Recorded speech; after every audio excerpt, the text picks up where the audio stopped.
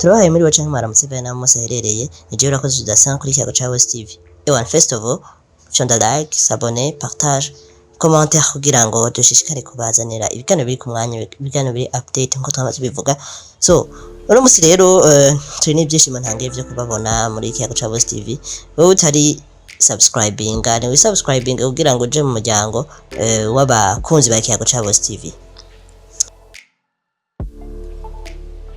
Nkuko bivugwa n'abahinga, iyo umuririmbyi aririmbye hip hop muri Leta Zunze Ubumwe za Amerika, abenshi babinjije ibihumbi 16 by'amadolari. Musi tugaruka ku muraperi wo muri Leta Zunze Ubumwe za Amerika, nawe si uwundi ni PDD. Aho muri no miss ariko atradinga cyane ku mbuga ngurukana bumenyi, ku mboneshakure no kwisi yose. Natwe Kiyago ca West TV twagiye turamwiga ko bica biba ngombwa ko tugira ico tushikirije. Reka tubibutse gufyonda subscribe, mufungura inzogera kugira mubashe kumenya byinshi kubijanye no muririmbyi PDD. Tuzubiye inyuma kuri kahise ka PDD. Uwo mugabo PDD afise amazina menshi. Hariho Puff Daddy na Puff Diddy n'ayandi mazina menshi basanzwe bamwita. Ariko izina ryiwe nyakuri ni Sean Combs.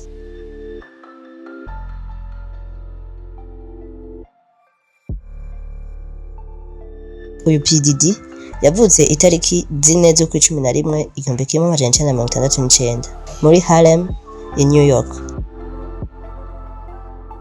Uyu mugabo PDD yari afise se yitwa Melvin Combs. Mbega urupfu rwa Melvin Combs rwagenze gute? Melvin Combs ari we se wa PDD yagiye ku rugamba byakabaye kera. Se wa PDD yaciye yicwa. Ibyo byose byabaye PDD yari afise imyaka 2.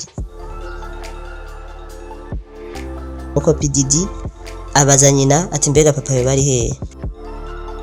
Mama wa PDD yabeshe PDD ko se wiwe yishwe na accident, ariko yamuteye injuga. Se wiwe yishwe n'intambara, baramurashe. Biravuga ko Melvin Combs se wa PDD yari umuntu wo ku muhanda. Nyuma yuko se wa PDD apfuye, nyina wa PDD yaciye aja kuba muri Mount Vernon mu nzu nziza. Nyina wa PDD yaciye atanguza uwo PDD mu ishure rikomeye cyane kandi ryigamo abana bagwiza tunga.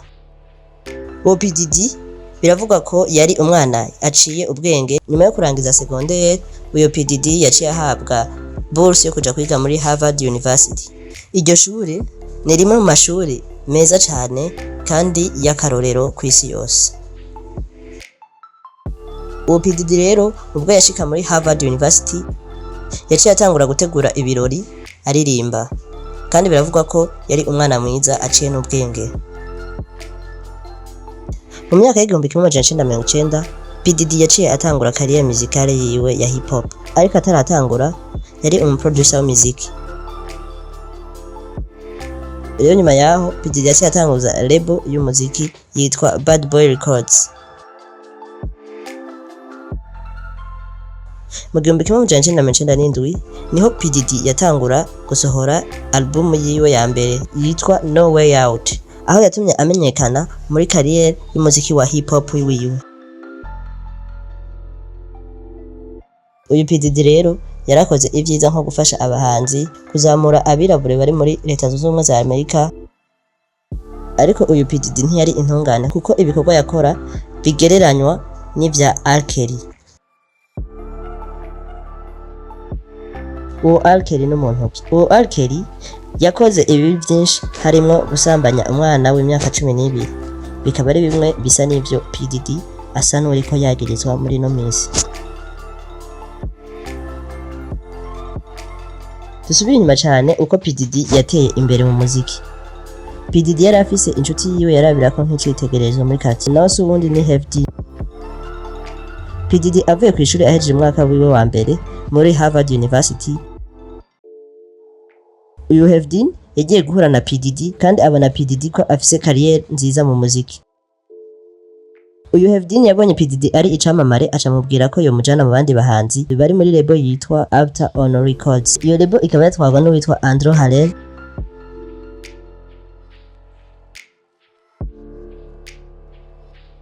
Havden yabonye ko PDD ari umwana afise ibitekerezo aca mujana kumusabira stage muri ya label bita Uptown on Records.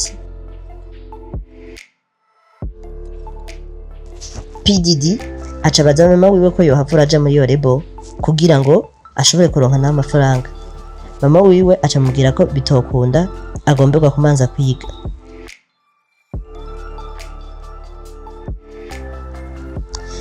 PDD byaramucanze cyane, araraba ishuri rirakenewe, araraba amahera arayakeneye.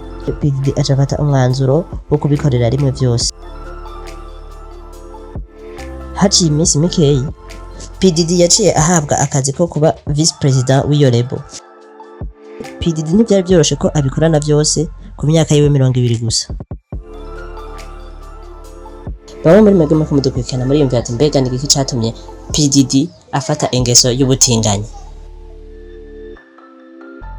Shonda subscribe mufyonde n'inzogera hama tubandanye tubaganiriza byinshi kubijanye na PDD aho yakuye iyo ngeso.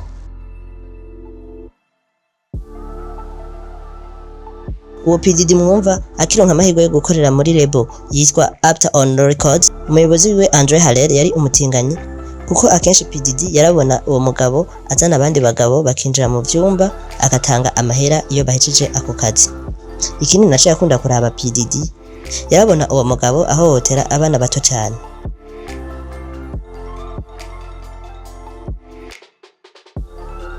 Umunsi umwe Andre Harrell yaciye asaba PDD ko boryamana akamwanka igitsina ciwe. PDD we ntiyavyase kuko yari yamwemereye amafaranga menshi cyane. Ivyo rero bakaba babikora kenshi cyane. Mbega PDD kugira aronke umugore wiwe wa mbere bita Kim Porter vyagenze gute? Kim Porter yaje muri studio nkuko bisanzwe aje ku recordinga indirimbo asanga PDD ariko nk'igitsina ca Andre Harrell. Nyuma yaho PDD yaciye agira ubwoba bwinshi abona ko byose bihava bisohoka hanze kuko Kim Porter yari yahejeje kwandika igitabo c'ivyo bakoze. Nuko umunsi umwe PDD amusaba ico yokora kugira ahebe iyo dossier kugira bayugare. Ico gihe rero Kim Porter yari yishakira umugabo. Kim Porter yamusavye ko yomubera umugabo bakibanira mu rugo. Uyu mugabo PDD ni umutinganyi kandi ivyo bintu yavyigishije na Andre Harrell.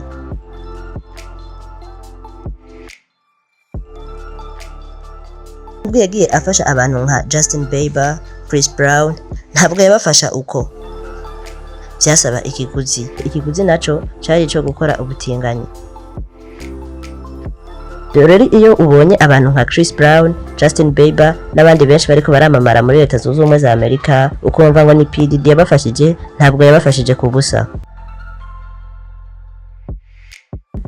Neza mu 1995 PDD niho yica umuririmbyi Tupac, ariko ivyemezo ntivyari bihari kuko atakintu na kimwe cagaragaza ko PDD ari we yamwishe.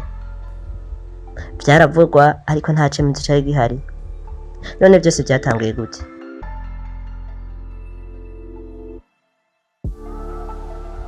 Mukurikirane neza ino interview Kafdi yatanze. Kafdi yari bodyguard wa PDD. Aho vuba cyane aheruka gutanga interview yivugira uko byagenze. Neza hari igihe cy'amasaha y'ijoro aho Kafdi yabona telefone ya PDD iriko imutelefona imubaza ko bokorera igiteramo aho bari batuye. Kafdi yamwishuye ati nta kibazo ingo mukore igiteramo ariko urunke amahera y'amatike y'amagengi yanje dukore security ikwiye. PDD yabikoze nkuko yabibwiwe. PDD ashitse muri ako karere niho yatangura igiteramo ciwe. Tupac na Suge Knight baca baraza mu giteramo baratuka PDD na label yiwe nkuko bivugwa na Kafdi.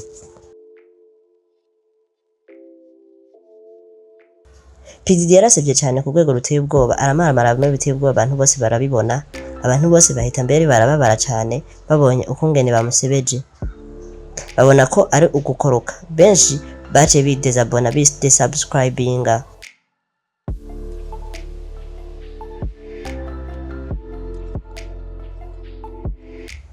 Haciye iminsi PDD yaciye ahamagara Kafdi amusinyira sheke y'umuriyoni w'amadolari ngo aje kwica Tupac na Suge Knight. Muri ico gihe biravuga ko ayo mahera yari afise agaciro kuko n'idolari 30,000 vyarica umuryango wose.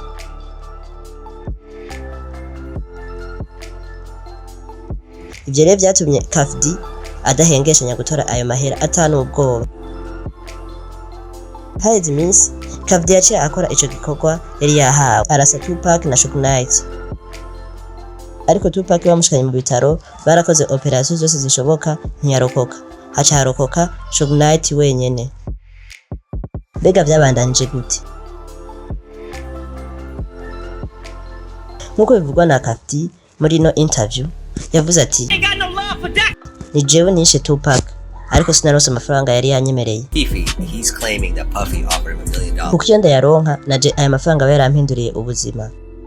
P Diddy yanse ko icaha kimwagira aca ayarungikanya umugenzi wanje ko nawe yaciye ayashimuta ntabwo yayanshikaniye.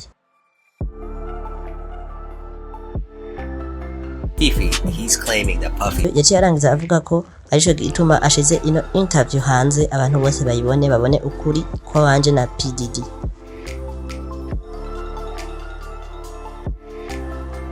Hari tariki 6 z'ukwezi kw'icenda 2024 muri New York, niho igipolisi cyo muri New York camufata kimujana muri gereza.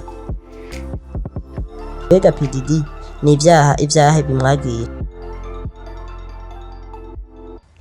Tutaraja ku rutonde rw'ivyaha bimwagira, reka tutangure twibutse yuko P Diddy abantu bashika 120 bamaze gushika ku mavoka bamuzanira ivyagirizo. Ubwa mbere P Diddy yagirizwa gukora ihohotera rivuye ku gitsina gore, agihohotera mu buryo bwo kubikubita. Yagirizwa ni icaha bita mu gifaransa extorsion,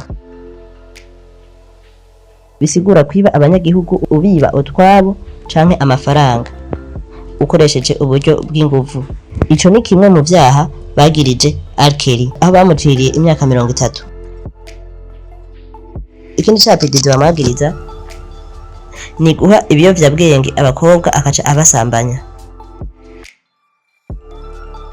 Ico kigira kane nico gufata ku nguvu abana bakiri bato badakwiza n'imyaka 12 nkuko vyavuze mu minsi heze ko P Diddy yagirizwa gufata umwana afise imyaka 9. Ico ni kimwe mu vyagirizi vya P Diddy.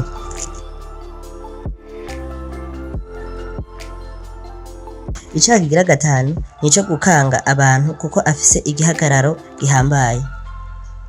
Kuko usanga mwibarabara agendera akanga abantu abakwitwabo, afata nk'imashini y'umuntu akayijugunyira hirya. Ivyo ni bimwe vyagiriza P Diddy. Icaha kigira gatandatu yagirizwa ni kugurisha igitsina gore. P Diddy aragirizwa kugura no kugurisha abagabo b'indaya akabaha abakobwa ku nguvu kugira abafate amasanamu. Nuko umugore wiwe yabishikirije muri Bureau des Avocats muri Leta Zunze Ubumwe za Amerika, yagirije P Diddy ko yamukubise nawe si undi ni Kazi Ventura, aho yamukubitiye muri hotel bari kumwe. Ikindi cyaha gikomeye cerekana ko P Diddy ari umunyavyaha akomeye nuko P Diddy yagirijwe kwica Tupac. Ikindi cyaha nico cyanyuma P Diddy yagirizwa nuko P Diddy yagirizwa gukora ikundi canke akagwi kabarara kandi akabwira abakozi ko boza baragenda batwaye ibiyovyabwenge ku buryo aho bahuriye hose amusavye ikiyovyabwenge kimwe canke bingahe, ku buryo aho bahuriye hose amusavye ikiyovyabwenge atokibura canke ngo yigora azembagirika. Mbega ko P Diddy ivyaha bibaye vyinshi gusumvya ivya R. Kelly bazohavura mucira imyaka ingahe? Iyo ni inkuru tugiye kubazanira vuba bwangu. Ni hano rero dusozereye kino kiganiro, reka tubashimire mwebwe mwese mwadukurikiranye naho ubutaha.